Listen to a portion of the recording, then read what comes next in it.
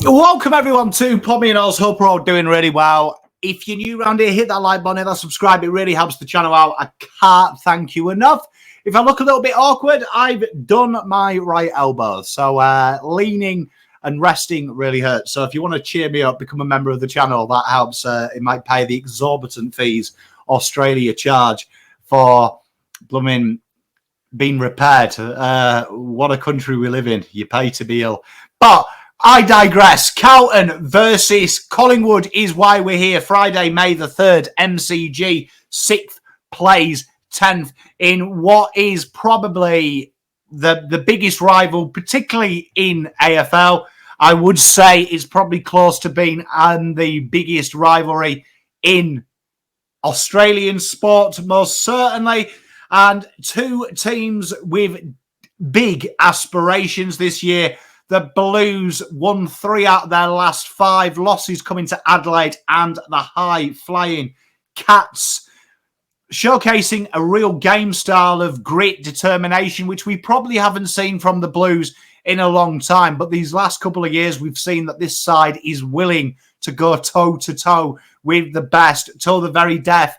They're being joined by a side that are probably the masters of tight ones in Collingwood, the reigning premiers. 3 wins, 1 draw, 1 loss. The draw coming against Essendon, the loss coming quite surprisingly against Skilda, but wins against Hawthorn, Port Adelaide and the Lions. In what a game is really finely poised here. A couple of late outs for the Pies, De Goey, Mitchell. I don't think Mitchell is a huge loss as they've subbed him like just about every game at half-time or three-quarter time. De Goey, definitely they POD around stoppages. But no excuses for both sides. Both sides are harbouring injuries. Both sides are going into this a little bit hurt. But that doesn't matter when it's a derby. Form, wrap it into a little bowl, feed it to your dog with a little bit of peanut butter. No one cares. When it is these type of rivalry games, these games, form doesn't matter. It's all heart and intensity. And let's take a wee look-see at these two sides. And as you can see, the attacking numbers for both sides. Voss came out this week and said that defence is a little bit obscure. We're going to come on to that. But attacking-wise, as you can see, the rebound 50 rates. Sorry, these are defensive numbers. Rebound 50 rates. Real poignant here, defensive. It's basically how many inside 50s become rebound 50s. Now, you can see here, Carlton, 72.7%, which is still quite high, but this last year was a top 4 stat, and it has really slid.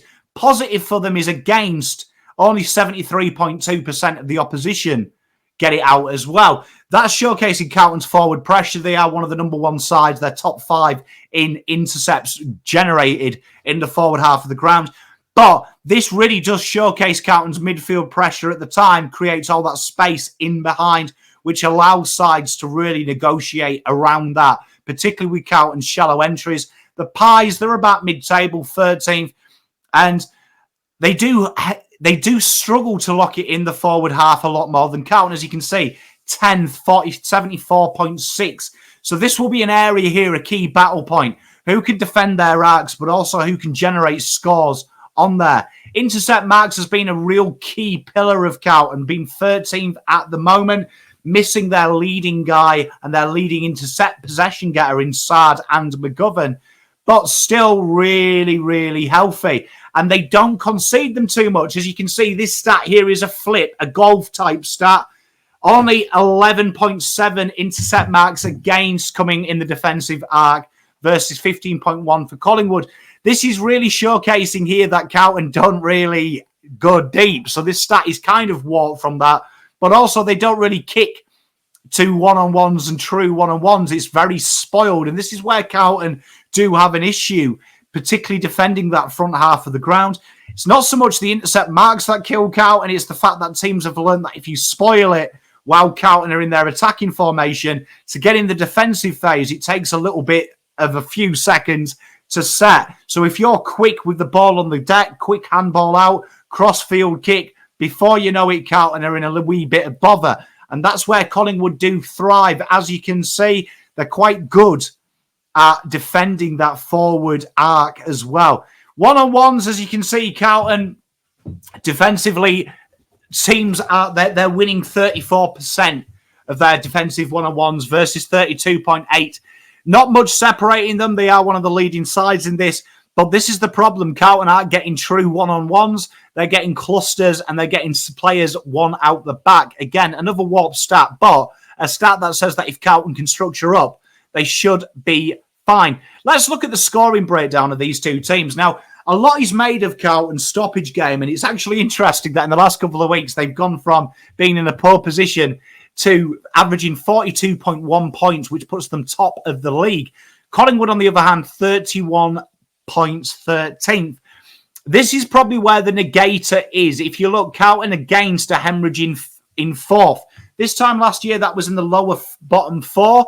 Carlton were really strong, but the fourth most points conceded from stoppage shows that Carlton have been a little bit more ostentatious around the ball, particularly around their structure. It's a lot more aggressive, but it's still trying to find that happy medium. However, to counteract that, we did talk about Carlton's ability to intercept and create scores from turnover, which we can see the fourth best side at creating scores from turnover. 75% of this is made in the forward half of the ground. As you can see, with the defensive half generation, we're only 13th. What this means is Carlton genuinely are looking to intercept quickly from the back of stoppages by being a little bit more ostentatious. The game plan is quite simple. They're allowing players to get the ball out the back in the hopes that it's a long bomb out of the stoppage, which they can intercept. What teams have been willing to do, particularly GWS really showcase this, is actually attack it head on. And that's where you find that equalisation. So Carlton are trying to find that happy balance between being over-aggressive but also setting them traps. And that's something that they're going to get an opportunity here because, no offence to Collingwood, this isn't their strength. And as you can see, the 8th most points conceded, but the 11th in differential. Carlton are only 8th in differential, which is better, obviously, but it's not so bad when you concede in the 4th most points for stoppages. It shows that Carlton are in and around. We'd like to see that maybe reduced by about 3 against, maybe half a goal. And you'll see over a course of the season that would put you top 4. Turnover, though, this is where Carlton are very, very interesting. The 4th best turnover side at scoring. The 12th most against. And this is, again, that shallow entries. It allows them opportunities. The differential is staggering, though, because that's all you're really looking at in this stat. It's not so much defending it, as long as you can always outsource it, because that means the team are slingshotting against you. You've got to remember that. This is one of them stats that if you heavily defend against transition, you're probably not going to get the opportunities to slingshot back against. It's a game of cat and mouse turnover game, and it's a very interesting one because people look at it black and white. Stop turnover. You also stop some of your avenues to source turnover because you want the teams coming at you. Richmond are a great example that they had low stoppage numbers. They wanted teams coming at them because it allowed them to catch you out of position when they turned it over. So Carlton, again, this is the B word. Balance. You've got to find the balance between it. If you don't, you're going to be fucked. All right. Now, differential here with the turnover. You look at this with Collingwood. It's really disjointed. They haven't quite got their turnover defense going, and they definitely haven't got their turnover scores going. Now, the defensive half is really important. This is where, when you're under the cosh, you can score. Now, traditionally, a couple of years ago, when Carlton had no turnover game, we saw these numbers being quite high because Carlton were hemorrhaged back. They were sat back. This is an area here that Carlton have to look at improving because attack is the best form of defence. And you can see here, both Collingwood and Carlton have struggled at defending defensive half turnover. Now, what you've got to remember is Carlton are one of the top sides at creating interceptions from this point. However, even though they score heavily from it, they hemorrhage a lot from it. So this is an area here with the shallow entries we talked about. Carlton genuinely dropped their average inside 50 is about 44 versus about, when you look at the top sides, 38, 37. Now, 7 meters doesn't sound a lot. I would say this. What would you be more comfortable with? A 2-foot putt or a 12-foot putt? Doesn't sound much difference. You stand over it and you try and get the ball in the hole. When you tell me which is harder, it's only a small bit, but the difference in AFL percentage of conversion is astronomical. So that is an area that Carlton have definitely got to look for and look out for because this is where Collingwood could hurt you. Now we look at the attacking numbers, marks inside 50 rates. These are really important rates. when you have context. So we're going to try and provide that context here. Collingwood, 20.4% of their inside 50s become a mark, which effectively is a shot at goal. You've got to think of that. I always like to look at marks inside 50, opportunities to goal. Carlton's is 12th, but again, when you have the context that a lot of them are in the least guarded area. So if you look at a good defensive structure like Sydney, who are one of the least goals kicked against them, they shallow that entry. They allow that. Their deep defense is where it's at. So they're like, you can have shots against us 50 to 45 all day long. We couldn't give a Scooby. Deeper, though, where it's a high percentage, good luck. So this is it. And you can see here, Carlton, third most marks against inside 50. Again, showing that problem with a high defensive line. When the midfield pressure's not there, you're going to get easy marks versus 9th. This is a key core battleground of Carlton finding that balance in that midfield defence. Goals per inside 50, Carlton are 5th, right? Which is saying that you're having a lot of inside 50s to get the goals. That's basically what they're saying. But again, third against. You want to see this more mid-table if you can against. And you can see here, Collingwood 7th, but again, 6th worst. So Carlton 3rd worst, 6th worst. This is a big, big battleground because both sides have a tendency to hemorrhage goals.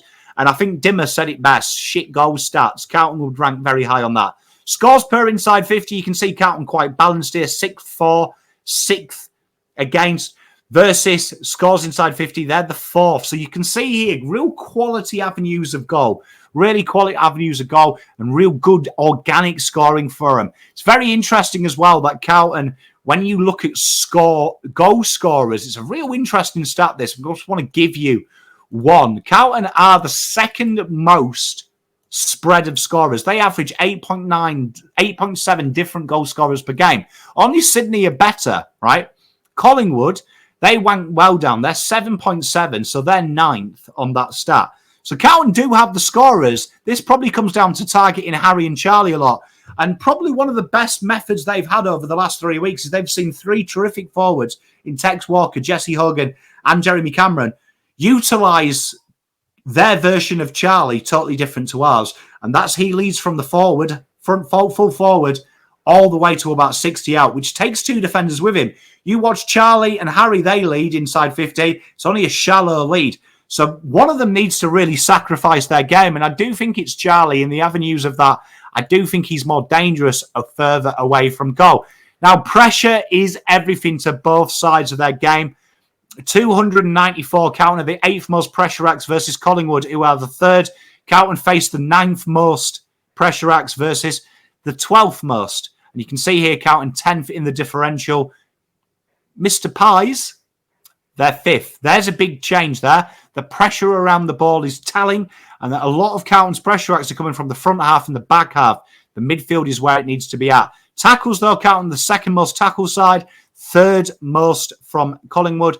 And again, Carlton faced the least tackle pressure. It's the perceived pressure. And genuinely, you find the perceived pressure affects disposals a lot more than tackles because it's that indecision. Carlton, the 5th best differential versus the 2nd best. Tackles inside 50, a big improvement. See here, we do get the ball in, and the 3rd differential versus the 2nd worst tackle inside, but one of the highest forward 50 pressure sides. Again, it isn't the be-all and end-all. All in all, this game is really tough. Big shout-out to Baggerlytics as well, who help us formulate all this data. Go and give them a follow on Twitter. Big friends of our channel, and really good to see some more stats that accompany this series. But this game, all in all, is going to be a real tell here for Carlton because they're playing a side that has weaknesses where Carlton need to find strengths. So all in all, this is a great game, steeped in history, steeped in pressure.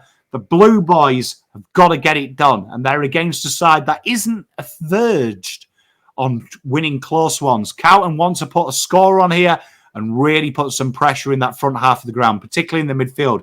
This is where the game will be run around stoppages, and if Carlton get some stoppage dominance and get that pressure around the ball, they can get this done. But don't underestimate Collingwood. They will be up for this, even they're wounded. This is a chance for the Blues to get one over on their rivals and really put a message out to the AFL competition. Can't wait for this game. Peace, love, and light. Pom out.